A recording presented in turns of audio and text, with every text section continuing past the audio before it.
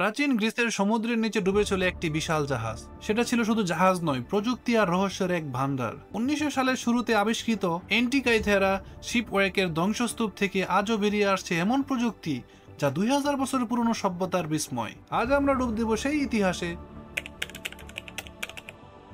1900 সালে গ্রিক নাবিকেরা এই ধ্বংসস্তূপে পৌঁছান। দুয়ার না থাকলেও তারা পানির নিচে এমন ধ্বংসাবশেষ দেখেন যা সাধারণ নয়। পুরনো জাহাজের ধ্বংস, সঙ্গে ধাতু ও কাজ চালানো যন্ত্রপাতি। এখান থেকে উঠে আসে এক অবিশ্বাস্য যন্ত্র, অ্যান্টিকাইথেরা মেকানিজম, যা আজকের বিশ্বের প্রথম নাউন মেকানিক্যাল কম্পিউটার বলে পরিচিত।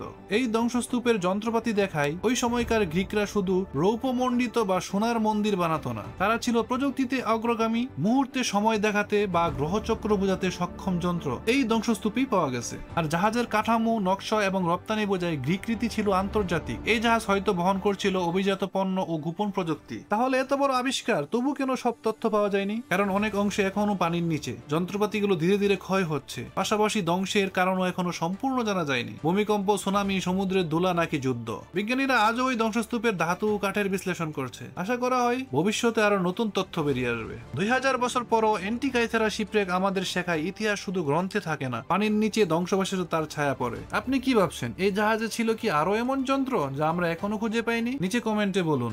আরো রহস্যময় তথ্যভিত্তিক ভিডিও পেতে সাবস্ক্রাইব করুন মাইস্টি বাংলাকে এবং বেল আইকনে চাপ দিন। দেখা হবে পরবর্তী রহস্যে। ধন্যবাদ।